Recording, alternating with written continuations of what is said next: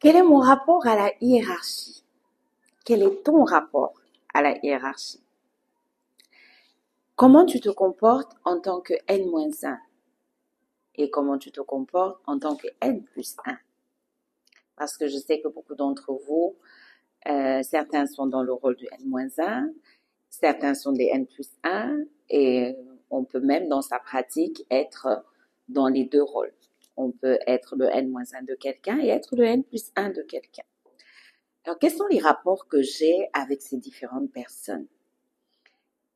Parce que ces rapports sont souvent source de conflits, ces rapports sont souvent source de stress et en tant que DRH, c'est des rapports sur lesquels je travaille énormément, surtout sur les questions de santé mentale, parce que ce sont ces rapports qui sont une véritable source de troubles pour beaucoup de personnes. Parce que quand on se retrouve dans des relations toxiques, beaucoup de personnes le vivent très mal et ça empiète vraiment sur leur vie et ça déstabilise énormément.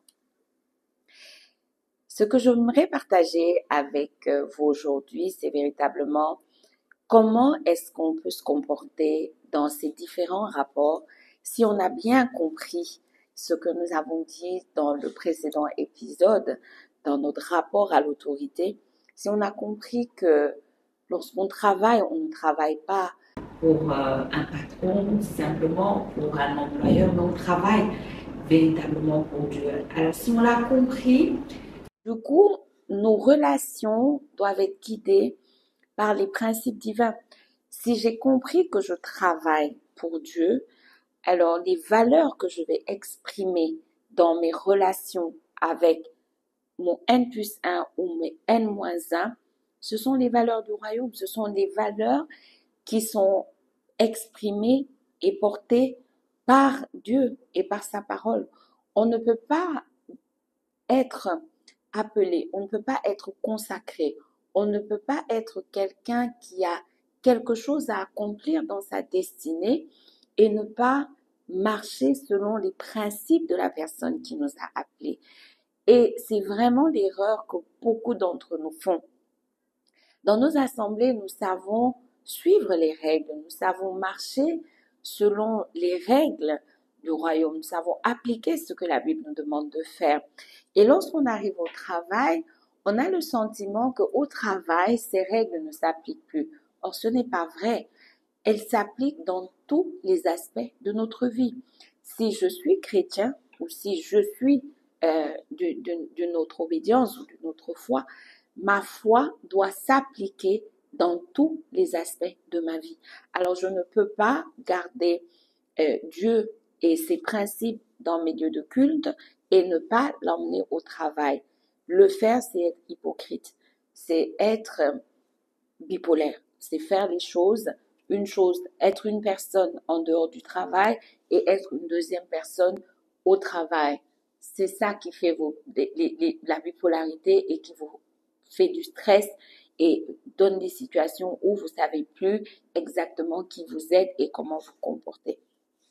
Dans le passage que je veux partager avec vous aujourd'hui et qui pour moi est une véritable source d'inspiration et qui m'aide véritablement à gérer et à calibrer mes relations avec mes différentes parties prenantes et différentes personnes avec qui je peux intervenir en entreprise, que ce soit en tant que N-1 ou en tant que N+1. C'est Éphésiens 6 à partir du verset 5. Donc, c'est du verset 5 à 9 et assez long, donc je vais vous inviter à le lire et à prendre le temps de le lire. Et il adresse les deux questions. Comment j'agis en tant que N-1 et comment j'agis en tant que N+1.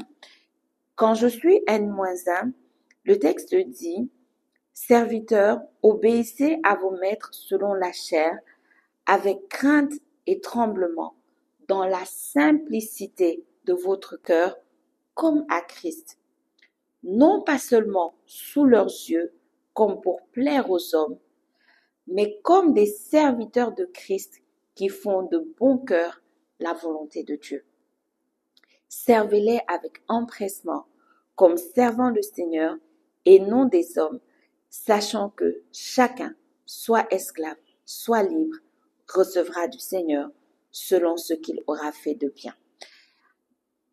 Si on comprend ce texte véritablement et si on l'applique à sa relation, à son N+1, on n'aura jamais de problème. Parce que souvenez-vous, je vous ai dit, le véritable patron, c'est Christ. Le véritable patron, c'est Dieu. Le véritable patron, c'est celui qui nous a établis. Et il a établi l'autorité qui est physique qui est sur nous. Il a établi l'autorité charnelle qui est sur nous. Alors, on ne peut pas se comporter face à cette autorité comme si cette autorité ne venait pas de Dieu. Elle vient de Dieu. Si vous comprenez que le patron que vous avez, il est ce qu'il est par la grâce de Dieu, parce que Dieu a voulu qu'il soit cet entrepreneur ou ce chef d'entreprise ou ce directeur ou ce chef de service, c'est la grâce de Dieu qui positionne et qui place les gens là où ils sont. Alors si vous le comprenez, vous saurez que ce supérieur hiérarchique que vous avez, il n'est pas là au hasard et vous devez le servir selon les principes divins. Vous devez le servir selon ce que la parole dit, non pas comme pour lui plaire. Il ne s'agit pas qu'il vous plaise ou pas, ou il ne s'agit pas pour vous de lui plaire, non. Il s'agit de faire ce que Dieu vous demande de faire. Il s'agit d'appliquer les principes de Dieu.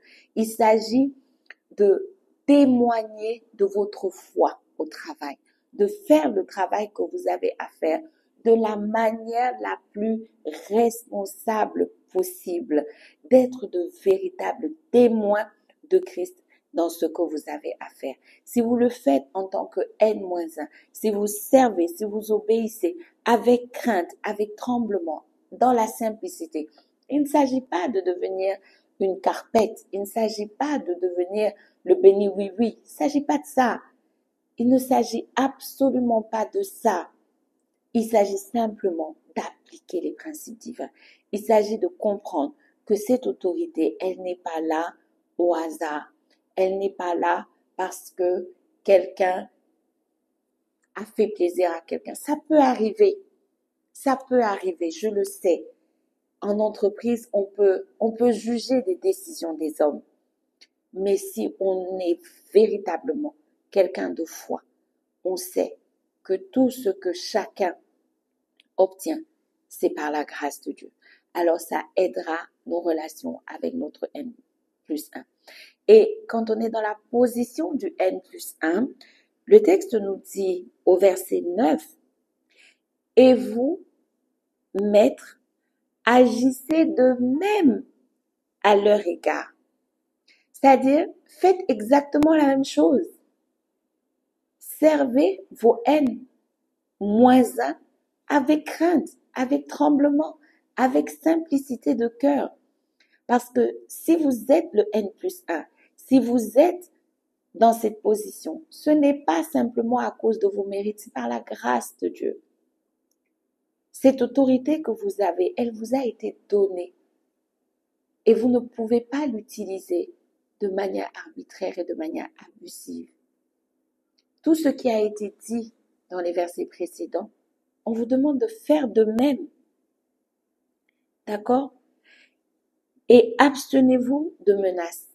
Ça vraiment, pour les N+1, je le dis et je le répète, abstenez-vous de menaces. Vous n'êtes pas là parce que vous êtes trop fort. Vous n'êtes pas le N+1 parce que vous êtes forcément le meilleur. Il y a beaucoup d'entre vous, vous êtes des N+1, mais ce sont vos collaborateurs qui font le travail. Et vous le savez. Mais la position que vous avez, elle n'est pas par la force. Elle n'est pas par votre puissance. Mais c'est à cause de la grâce de Dieu et par l'Esprit de Dieu. Alors n'allez pas menacer vos collaborateurs. Ne faites pas ça. Parce que quand vous rentrez dans cette dynamique, vous vous mettez à la place de celui qui vous a mis là où vous êtes. Parce que le texte dit, sachant que leur maître et le vôtre est dans les cieux, et que demain, et que devant lui, il n'y a point d'acception de personne. Vous avez exactement le même maître. Votre maître et celui de vos collaborateurs, c'est Dieu. La position hiérarchique que vous avez, elle est une grâce. C'est un don. C'est une position qui vous a été donnée. Elle ne vous a pas été donnée pour être un dictateur. Non.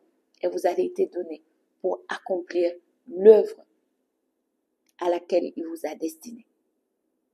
Alors qu'on soit N-1, qu'on soit N+1, si nous comprenons ce texte, si nous comprenons les principes divins, et on a plein d'autres, la Bible est riche de ces textes, et vous allez comprendre que la relation que vous pourrez avoir en tant que N-1 avec votre N+1, en tant que N+1 avec vos N-1, sera une relation guidée par l'Esprit de Dieu, guidée par les principes divins, et elle ne pourra être que paisible et productive. Vous aurez des collaborateurs bien dans leur peau, bien disposés dans leur esprit, et ça leur permettra d'avoir des relations harmonieuses. Nous discuterons des relations avec les autres au prochain numéro. D'ici là, que Dieu vous bénisse.